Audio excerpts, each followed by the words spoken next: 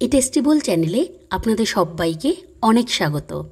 আজ আমি আপনাদের সাথে শেয়ার করব ব্রেকফাস্টের দুর্দান্ত একটি রেসিপি, ছোলার ছাতুর পরোটা।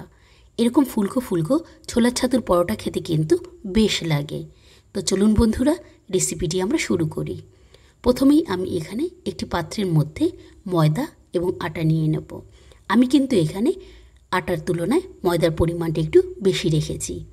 এবার এই আটা এবং ময়দার মধ্যে আমি পরিমাণ অনুযায়ী লবণ এবং জোয়ান দিয়ে দেব। এবার এই আটা এবং ময়দার সাথে ভালো মতো লবণ এবং জোয়ান মিশিয়ে নেব। মেশানো হয়ে গেলে এবার পালা এই আটা ময়দা বেশ ভালো মতন মেখে নেওয়ার। এর জন্য আমি এখানে পরিমাণ অনুযায়ী জল দিয়ে এই আটা এবং ময়দা একটু সময় নিয়ে ভালো মতন মেখে নেব। আপনারা বাড়িতে রুটি করার জন্য যেইভাবে আটা মাখেন তার তুলনায় হালকা একটু নরম রাখবেন। ভালো মতন আটা এবং ময়দা মাখানো হয়ে গেলে এবার আমি এই পরোটায় পুরের জন্য এখানে একটি মশলা নিয়ে নেব।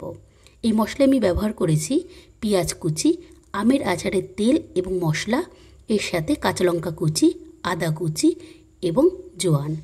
এই সমস্ত মশলাগুলি আমি এক এক করে এই ছাতুর মধ্যে দিয়ে দেব। প্রথমেই আমি এখানে জোয়ান, এবার আমি এখানে স্বাদ অনুযায়ী লবণ, এবার আমের আচারের তেল এবং যেই আচারের মশলা দিয়ে দেব।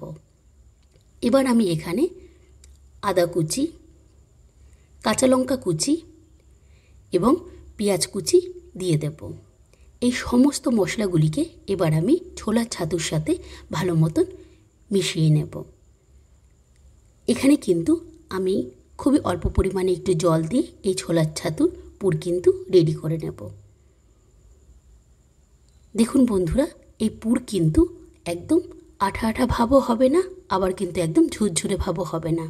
আপনারা হাতের সাহায্যে যদি এই পুরটি এরকমভাবে মুঠো করতে পারেন তাহলেই কিন্তু রেডি হয়ে যাবে এই ছোলার ছাতুর পুর।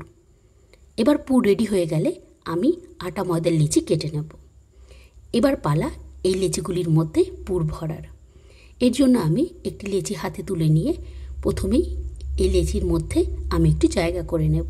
দেখুন বন্ধুরা, ঠিক এরকমভাবে লেচির মধ্যে জায়গা করে নিয়ে এবার আমি এই পুর এই আটা ময়দা লেচির মধ্যে কিন্তু দিয়ে দেব।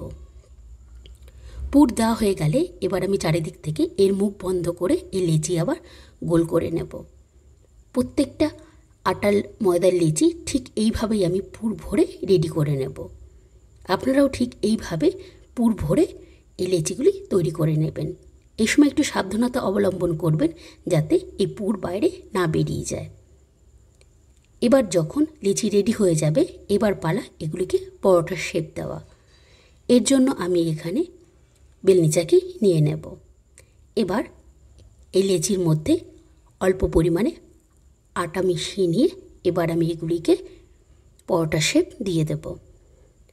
প্রত্যেকটা লেচি একটু সাবধানতার সাথে আপনারা বেলবেন যাতে দেখবেন পুর না বেরিয়ে যায়। আমি কিন্তু এখানে খুবই পাতলা বা খুবই মোটা কিন্তু পরোটা রাখবো না। ঠিক দেখুন, এরকম যদি মোটা থাকে এইভাবেই কিন্তু আমি রেখে দেব। এবার যখন প্রত্যেকটা পরোটা তৈরি হয়ে যাবে এবার পালা এগুলিকে ভাজার। এর জন্য আমি এখানে গ্যাসে একটি লোহার চাটু বসিয়ে দেব। এবার আমি এই পরোটা চাটুর মধ্যে দিয়ে দুপাশাকে ভালো মতন সেঁকে নেব। আমি কিন্তু এখানে প্রথমেই তেল ব্যবহার করব না। দুপাশ পরোটা ভালো মতন সেঁকে নিয়ে এবার আমি সাদা তেল দিয়ে এই পরোটা কিন্তু ভেজে নেব। আপনারা চাইলে এখানে কিন্তু ঘিও ব্যবহার করতে পারেন। এবার সাদা তেল দিয়ে পরোটা দুপাশ বেশ ভালো মতন একটু কড়া কড়া করে ভেজে নেব। দেখুন বন্ধুরা, কি সুন্দরভাবে কিন্তু পরোটা একদম দুপাশ ভালো মতন কিন্তু এরকম ফুলে উঠবে। এইভাবে ভালো মতন প্রত্যেকটা পরোটা ভেজে নিলেই কিন্তু আমার রেডি হয়ে যাবে ছোলার ছাতুর দুর্দান্ত এই পরোটা।